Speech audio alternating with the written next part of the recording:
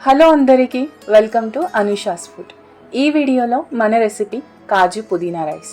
దీనికి కావలసిన ఇంగ్రీడియంట్స్: పుదీనా, కొత్తిమీర, కరివేపాకు, వెల్లుల్లి, నూనె, నెయ్యి, కాజు, పచ్చిమిర్చి, సన్నగా తరిగిన ఉల్లిపాయ, కారం, ఉప్పు, ధనియాల పొడి, 2 cups ఆఫ్ రైస్. తయారు చేసుకునే విధానం చూద్దాం. ముందుగా ఒక మిక్సీ జార్లో ఒక కట్ట పుదీనా, సగం కట్ట కొత్తిమీర, 5 పచ్చిమిర్చి, 5 వెల్లుల్లిపాయలు, కొంచెం జీలకర్ర వేసుకొని గ్రైండ్ చేసుకోవాలి. గ్రైండ్ చేసుకున్న మిక్చర్ని తీసి పక్కన పెట్టుకోవాలి. ఇప్పుడు ఒక కడాయిలో 1 టేబుల్ స్పూన్ నెయ్యి, 2 టేబుల్ స్పూన్ల నూనె వేసుకోవాలి. నూనె వేడయ్యాక అందులో 1/4 teaspoon of garam masala, 1/2 teaspoon జీలకర్ర వేసుకోవాలి.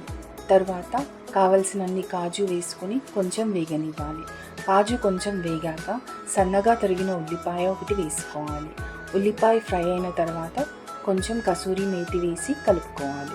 ఆ తరువాత 1/4 టీ స్పూన్ పసుపు వేసి బాగా కలుపుకోవాలి.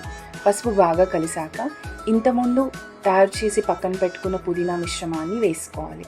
వేసుకొని బాగా కలిపి అది కొంచెం ఫ్రై అయ్యే వరకు ఉంచాలి. పుదీనా మిక్చర్ బాగా ఫ్రై అయ్యాక అందులో 1 టీ స్పూన్ కారం, 2 టీ స్పూన్ల ఉప్పు వేసుకొని బాగా కలుపుకోవాలి. కారం, ఉప్పు బాగా కలిసాక ఇప్పుడు ధనియాల పొడి వేసి కలుపుకోవాలి.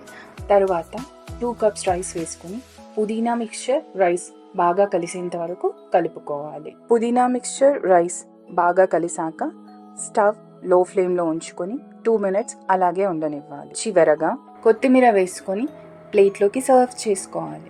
అంతే, ఎంతో సింపుల్ అండ్ టేస్టీ కాజు పుదీనా రైస్ రెడీ. ఈ వీడియో కనుక మీకు నచ్చినట్లయితే please like, share and subscribe to my channel. Thank you.